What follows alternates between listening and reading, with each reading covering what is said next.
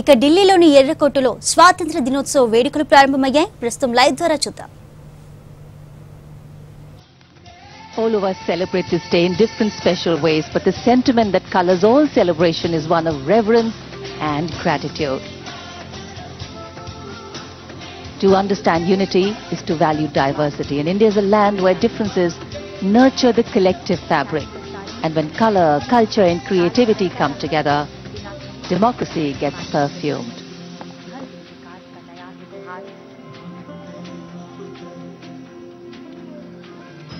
अगस्त 1947 को एक सार्वभौम स्वतंत्र राष्ट्र के रूप में विश्व मानचित्र पर भारत का उदय हुआ था.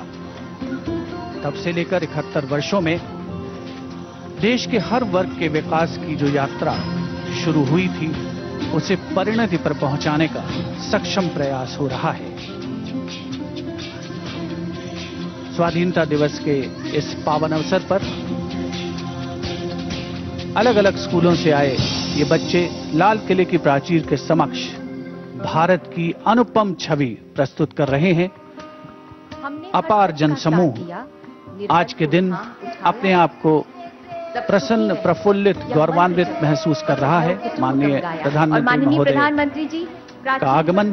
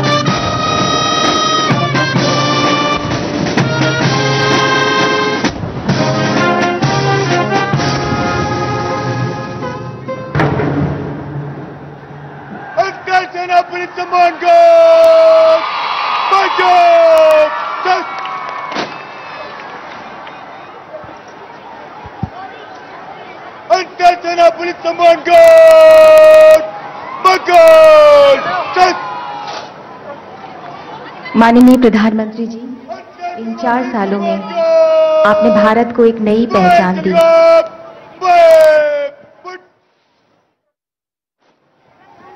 इन 4 सालों में राष्ट्रीय सलामी देने वाली राष्ट्रीय ध्वज गारद माननीय प्रधानमंत्री महोदय अभिवादन करते हुए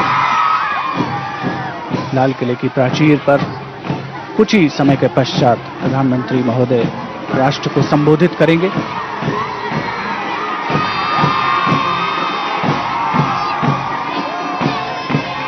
समाज के हर वर्ग की भागीदारी, सबका साथ, सबका विकास की अवधारणा को पूर्णता प्रदान करते हुए देश की विकास यात्रा आगे बढ़ रही है और सारी दुनिया आज भारत की ओर उम्मीद भरी निगाहों से देख रही है.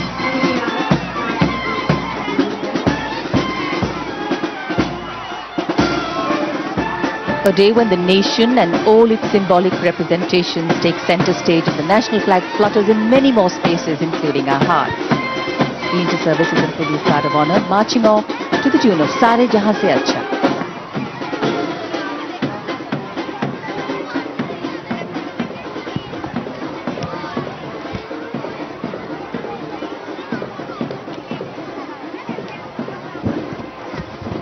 राष्ट्रीय सलामी देने वाली राष्ट्रीय ध्वज गारद के ये जोशीले जवान सारे जहां से अच्छा हिंदुस्तान हमारा की धुन पर शान से आगे बढ़ रहे हैं.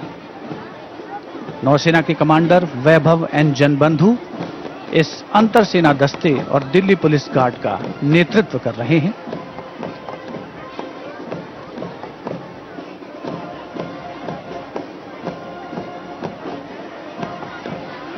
इस ध्वजारोहण गारद में नौसेना दस्ते की कमान लेफ्टिनेंट कमांडर प्रशांत प्रभाकर संभाल रहे हैं. थल सेना दस्ते की कमान मेजर अश्विन शाह के हाथों में।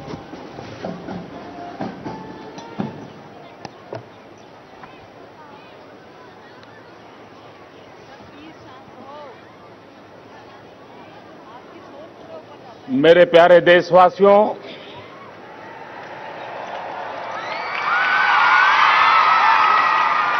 आजादी के पावन पर्व की आप सबको अनेक अनेक शुभकामनाएं।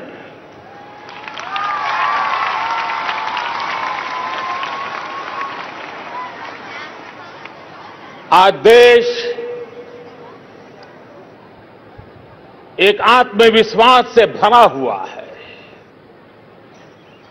सपनों को संकल्प के साथ परिश्रम की पराकाष्ठा कर करके देश नई ऊंचाइयों को पार कर रहा है। आज का सूर्योदय एक नई चेतना, नया उमंग, नया उत्साह, नई ऊर्जा उसको लेकर के आया है। मेरे प्यारे देशवासियों, हमारे देश में 12 वर्ष में एक बार नील कुरिंज का पुष्प उगता है।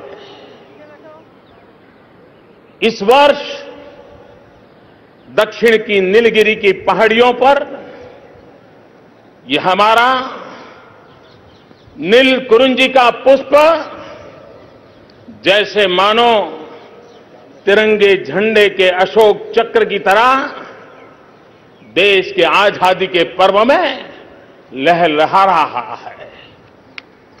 मेरे प्यारे देशवासियों, आजादी का ये पर्व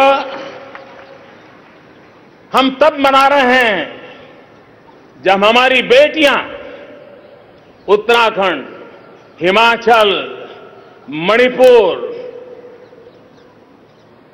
तेलंगाना, आंध्र प्रदेश, इन राज्यों की हमारी बेटियों ने 7 समंदर पार किया और 7 समंदर को तिरंगे रंग से रंग करके वो हमारे बीच लौट आई।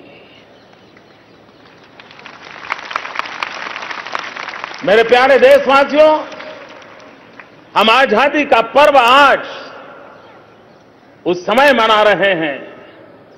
एवरेस्ट विजय तो बहुत हुए हैं। अनेक हमारे वीरों ने, अनेक हमारी बेटियों ने एवरेस्ट पर जाकर के तिरंगा झंडा फहराया है। लेकिन इस आजादी के पर्व पर इस बात को याद करूंगा कि हमारे दूर सुदूर जंगलों में जीने वाले नन्हे मुन्ने आदिवासी बच्चों ने इस बार एवरेस्ट पर तिरंगा झंडा फहरा करके तिरंगे झंडे की शान और बढ़ा दी है। मेरे प्यारे देशवासियों, अभी अभी लोकसभा राज्यसभा के सत्र पूरे हुए और आपने देखा होगा कि सदन बहुत अच्छे ढंग से चले और एक प्रकार से संसद के ये सत्र पूरी तरह सामाजिक न्याय को समर्पित थे। दलित हो, पीड़ित हो, शोषित हो, वंचित हो, महिलाएं हो, उनके हकों की रक्षा करने के लिए हमारी संसद ने संवेदनशीलता और सजागता के साथ सामाजिक न्याय को और अधिक बलवत्तर बनाया। ओबीसी आयोग को सालों से संवैधानिक स्थान के लिए मांग उठ रही थी। इस बार संसद ने पिछड़े, अति पिछड़ों को, उस आयोग को संवैधानिक दर्जा देकर के एक संवैधानिक व्यवस्था दे करके उनकी हकों की रक्षा करने का प्रयास किया है। हम आज उस समय आजादी का पर्व मना रहे हैं जब हमारे देश में उस खबरों ने देश में एक नई चेतना लाई है। हर भारतीय दुनिया के किसी भी कोने में क्यों न रहता हो, आज इस बात का गर्व कर रहा है कि भारत विश्व की छठी बड़ी इकोनॉमी में अपना नाम दर्ज करा दिया है। ऐसे एक सकारात्मक माहौल में, सकारात्मक घटनाओं की श्रृंखला के बीच आज हम आजादी का पर्व मना रहे हैं। देश को आजादी दिलाने के लिए पूज्य बापू के नेतृत्व में लक्षावधि लोगों ने अपना जीवन खपा दिया, जवानी जेलों में गुजार दी।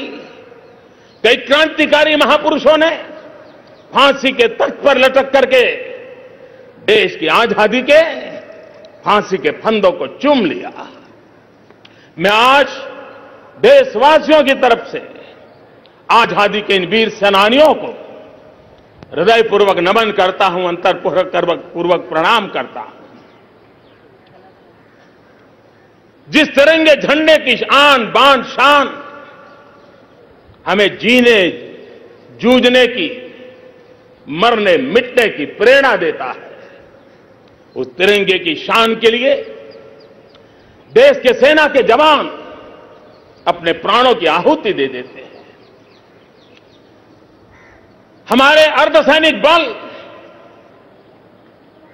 जिंदगी खपा देते हैं। हमारे पुलिस बल के जवान सामान्य मानव की रक्षा के लिए दिन रात देश की सेवा में लगे रहते हैं। मैं सभी सेना के जवानों को, अर्धसैनिक बलों को, पुलिस के जवानों को उसकी महान सेवा के लिए, उनकी त्याग तपस्या के लिए, उनके पराक्रम पुरुषार्थ के लिए आज तिरंगे झंडे की साक्ष में लाल किले की प्राचीर से शत शत नमन करता हूं और उनको बहुत बहुत शुभकामनाएं देता हूं। इन दिनों देश के अलग अलग कोने से अच्छी वर्षा की खबरें आ रही हैं, तो साथ साथ बाढ़ की भी खबरें आ रही हैं। अतिवृष्टि और बाढ़ के कारण जिन परिवारों को अपने स्वजन खोने पड़े हैं, जिन्हें अपने मुसीबतें झेलनी पड़ी हैं, उन सब के प्रति देश पूरी शक्ति से उनकी मदद में खड़ा है और जिन्होंने अपनों को खोया है उनके दुख में मैं सहभागी होता हूं। मेरे प्यारे देशवासियों, अगली बैसाखी हमारे जलियांवाला बाग के उस नरसंहार को 100 वर्ष हो रहे हैं। देश के सामान्य लोगों ने देश की आजादी के लिए किस प्रकार से जान की बाजी लगा दी थी और जुल्म की सीमाएं कितने लांघ चुकी थी। जलियांवाला बाग हमारे देश के उन वीरों के त्याग और बलिदान का हमें प्रेरणा का संदेश देती है। मैं उन सभी वीरों को हृदयपूर्वक, आदरपूर्वक नमन करता हूं। मेरे प्यारे देशवासियों, ये आजादी ऐसे ही नहीं मिली है। पूज्य बापू के नेतृत्व में अनेक महापुरुषों ने, अनेक वीर पुरुषों ने, क्रांतिकारियों के नेतृत्व में अनेक नौजवानों ने, सत्याग्रह की दुनिया में रहने वालों ने जवानी जेलों में काट करके हमें देश को आजादी दिलाई है। लेकिन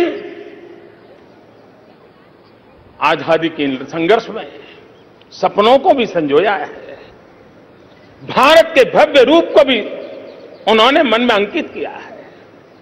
और आजादी के कई वर्षों पहले तमिलनाडु के राष्ट्रकवि सुब्रमण्यम भारती ने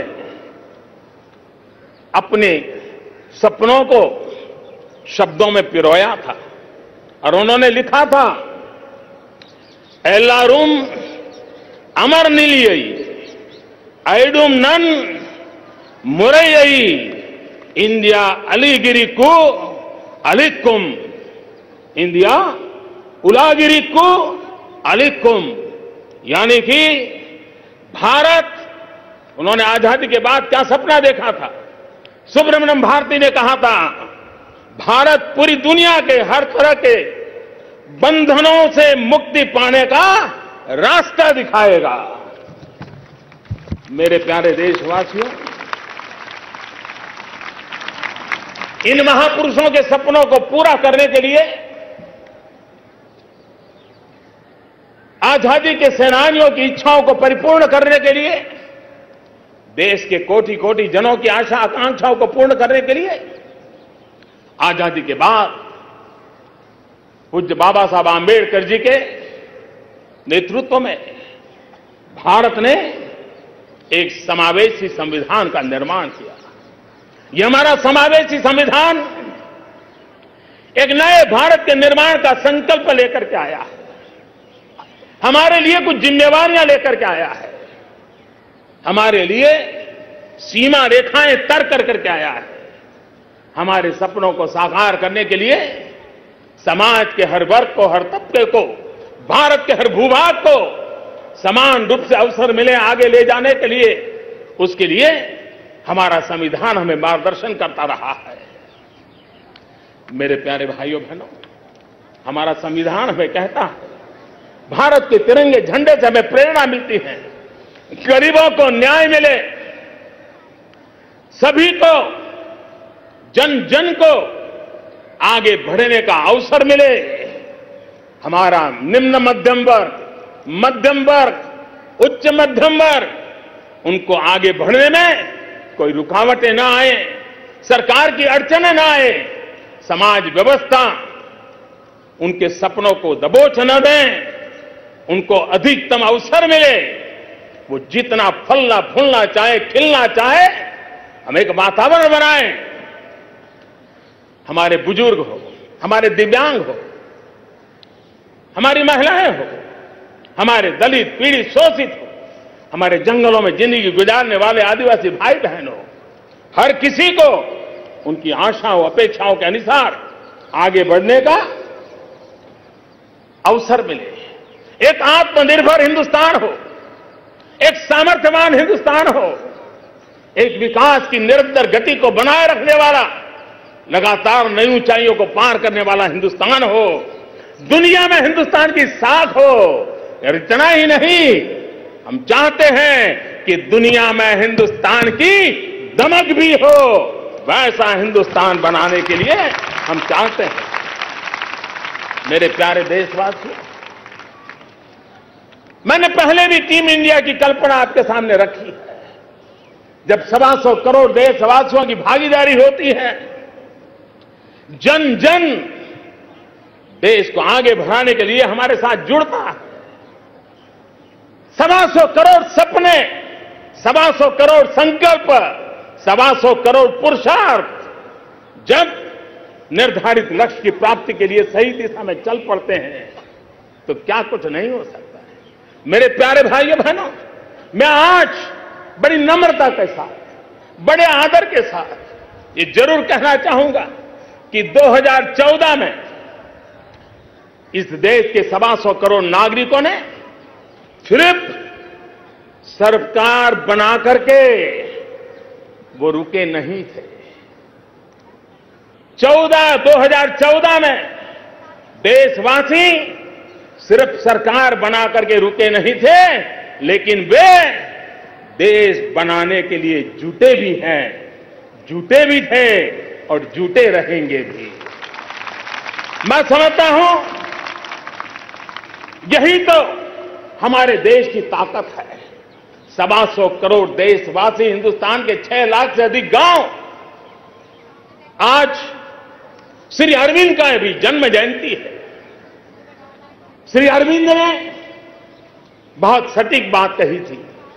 श्री अरविंद ने कहा था, राष्ट्र क्या है, हमारी मातृभूमि क्या है, ये कोई जमीन का टुकड़ा नहीं है, न ही ये सिर्फ संबोधन है, न ही ये कोई कोरी कल्पना है।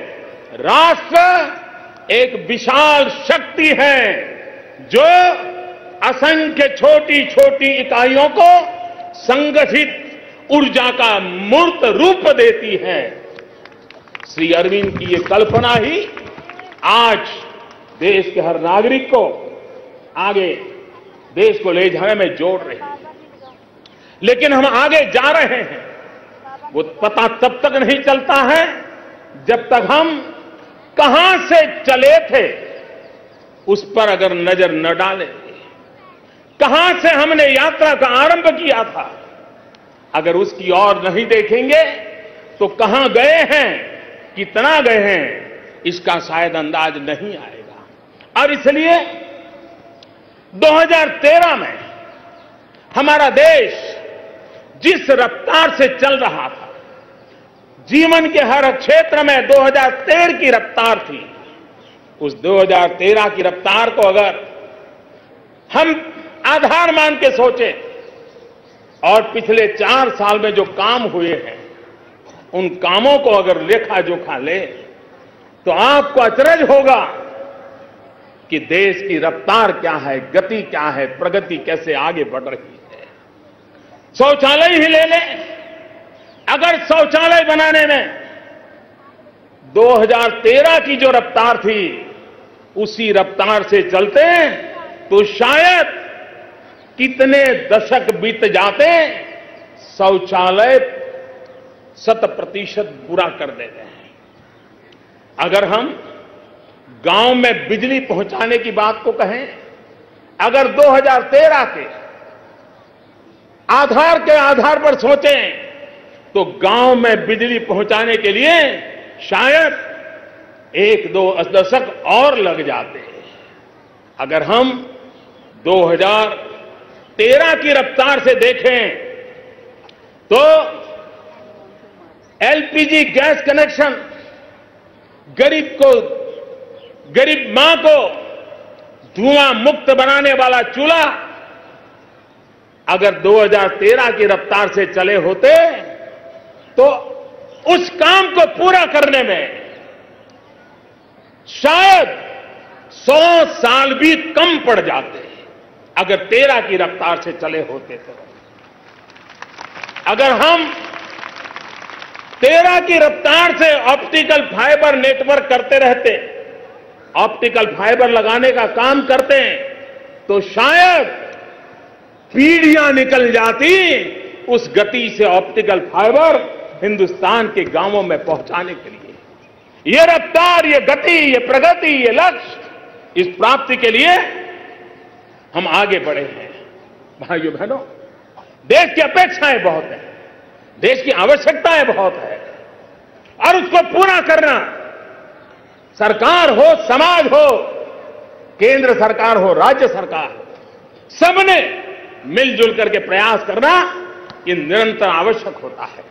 और उसी का परिणाम है आज देश में कैसा बदलाव आया है।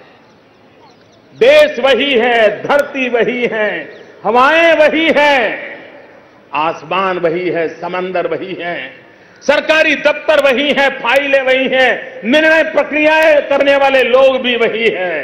लेकिन 4 साल देश बदलाव महसूस कर रहा है। देश एक नई चेतना, नया उमंग, नए संकल्प, नई सिद्धि, नया पुरुषार्थ उसको आगे बढ़ रहा है। और तभी तो आज देश 2 गुनी हाईवे बना रहा है तो देश 4 गुना गांवों में नए घर बना रहा है। देश आज रिकॉर्ड अनाज का उत्पादन कर रहा है तो देश आज रिकॉर्ड मोबाइल फोन का मैन्युफैक्चरिंग भी कर रहा है। देश आज रिकॉर्ड ट्रैक्टरों की बिक्री हो रही है। गांव का किसान ट्रैक्टर, रिकॉर्ड ट्रैक्टर की खरीदी हो रही है। तो दूसरी तरफ देश में आज आजादी के बाद सबसे ज्यादा हवाई जहाज खरीदने का भी काम हो रहा है। देश आज स्कूलों में शौचालय बनाने के विक्रम कर रहा है। तो देश आज नए आईआईएम, नए आईआईटी, नए एम्स इसकी स्थापना कर रहा है। देश आज छोटे छोटे स्थानों पर नए स्किल डेवलपमेंट के मिशन को आगे बढ़ा करके नए नए सेंटर खोल रहा है। तो हमारे टायर 2, टायर 3 सिटी में स्टार्टअप की एक बाढ़ आई हुई है, बहार आई हुई है। भाइयों बहनों, आज गांव गांव तक डिजिटल इंडिया, एक तरफ हम डिजिटल इंडिया को लेकर आगे बढ़ रहे हैं तो एक संवेदनशील कर सरकार एक तरफ डिजिटल हिंदुस्तान बने इसके लिए काम कर रही है, तो दूसरी तरफ मेरे जो दिव्यांग भाई बहन हैं उनके लिए कॉमन साइन, उसकी डिक्शनरी बनाने का काम भी उतने ही लगाव के साथ आज हमारा देश कर रहा है। हमारा देश का किसान इन दिनों आधुनिकता, वैज्ञानिकता और जाने के लिए micro irrigation, drip irrigation, sprinkler उस पर काम कर रहा है। तो दूसरी तरफ 99 पुरानी बंद पड़ी सिंचाई के बड़े बड़े प्रोजेक्ट भी चला रहा है। हमारे देश की सेना कहीं पर भी प्राकृतिक आपदा हो पहुंच जाती है। संकट से घिरे मानव को रक्षा के लिए हमारी सेना करुणा, माया, ममता के साथ पहुंच जाती है। लेकिन वही सेना जब संकल्प लेकर के चल पड़ती है तो सर्जिकल स्ट्राइक करके दुश्मनों के दांत खट्टे करके के आ जाती है। यह हमारा देश विकास का कैनवास कितना बड़ा है, एक भी छोड़ देखिए, दूसरा छोड़ देखिए, देश पूरे बड़े कैनवास पर आज नए उमंग और नए उत्साह के साथ आगे बढ़ रहा है। मैं गुजरात से आ रहा हूं। गुजरात में एक कहावत है, निशान चूक माफ, लेकिन नहीं माफ नीचा निशान। एम बड़े होने चाहिए, सपने बड़े होने चाहिए, उसके लिए मेहनत पड़ती है, जवाब देना पड़ता है। लेकिन अगर लक्ष्य बड़े नहीं होंगे, लक्ष्य दूर के नहीं होंगे, तो फिर फैसले भी नहीं होते हैं, विकास की यात्रा भी अटक जाती है। और इसलिए मेरे प्यारे भाइयों बहनों, हमारे लिए आवश्यक है कि हम बड़े लक्ष्य लेकर के संकल्प के साथ आगे बढ़ने की दिशा में प्रयास करें। और जब लक्ष्य ढुलमुल होते हैं, हौसले बुलंद नहीं होते हैं, तो समाज जीवन के जरूरी फैसले भी सालों तक अटके पड़े रहते हैं। एमएसपी देख लीजिए, इस देश के अर्थशास्त्री मांग कर रहे थे, किसान संगठन मांग कर रहे थे, किसान मांग कर रहा था, राजनीतिक दल मांग कर रहे थे कि किसानों को लागत का 1.5 गुना एमएसपी मिलना चाहिए। सालों से चर्चा चल रही थी, फाइलें चलती थी, अटकती थी, लटकती थी, पटकती थी, लेकिन हमने फैसला लिया, हिम्मत के साथ फैसला लिया कि मेरे देश के किसानों को लागत का 1.5 गुना एमएसपी दिया जाएगा। जीएसटी, कौन सहमत नहीं था, सब कोई चाहते थे जीएसटी, लेकिन निर्णय नहीं हो पाते थे। फैसले लेने में मेरा अपना लाभ, गैरलाभ, राजनीति, चुनाव, यही चीजों का दबाव रहता था। आज मेरे देश के छोटे छोटे व्यापारियों की मदद से, उनके खुलेपन से, नएपन को स्वीकार देकर, उनके स्वभाव के कारण आज देश ने जीएसटी लागू कर दिया। व्यापारियों में एक नया विश्वास पैदा हुआ। मैं देश के व्यापारी आलम को, छोटे मोटे उद्योग करने वाले आलम को जीएसटी के साथ शुरू में कठिनाइयां आने के बावजूद भी उसको गले से लगाया, स्वीकार किया, देश आगे बढ़ा। आज हमारे देश के बैंकिंग सेक्टर को ताकतवर बनाने के लिए इंसॉल्वेंसी का कानून हो, बैंक्रप्सी का कानून हो, किसने रोका था? पहले नहीं होता था। इसके लिए एक ताकत लगती है, दम लगता है, विश्वास लगता है और जनता जनार्दन के प्रति उन्होंने समर्पण लगता है, तब निर्णय। बेनामी संपत्ति का कानून क्यों नहीं लगता था? जब हौसले बुलंद होते हैं, देश के लिए कुछ करने का इरादा होता है, तो बेनामी संपत्ति के कानून भी लागू होते हैं। मेरे देश की जेवड़ा 3-3, 4-4 दशक से 1 रैंक 1 पेंशन के लिए मांग कर रहे थे।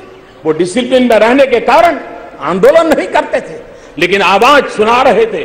कोई नहीं सुनता था, किसी ने तो निर्णय करना होता था। आपने हमें उस निर्णय की जिम्मेवारी दी, हमने इसको पूरा कर दिया। मेरे प्यारे भाइयों बहनों, हम कड़े फैसले लेने का सामर्थ्य रखते हैं, क्योंकि देश हित हमारे लिए सर्वोपरि है। दल हित के लिए काम करने वाले हम लोग नहीं, और उसी के कारण हम संकल्प लेकर के चल पड़े हैं। मेरे प्यारे भाइयों बहनों, हम ये कैसे भूल सकते? ఇక దేశవ్యాప్తంగా 72వ స్వాతంత్ర దినోత్సవ వేడుకలు కొనసాగుతున్నాయి. అటు ఎర్రకోటలోనూ స్వాతంత్ర దినోత్సవ వేడుకలు కొనసాగుతున్నాయి. ఇక 5వసారి ఎర్రకోట వద్ద జాతీయ జెండాను ఎగురవేశారు ప్రధాని నరేంద్ర మోదీ. ఈ సందర్భంగా ప్రజలకు అభివాదం చేశారు. ఇక అనంతరం ప్రసంగం ప్రారంభించిన మోదీ నూతన ఉత్తేజంతో, నవ చైతన్యంతో దేశం పురోగమిస్తోందన్నారు. ఇక ఇప్పటివరకు లైవ్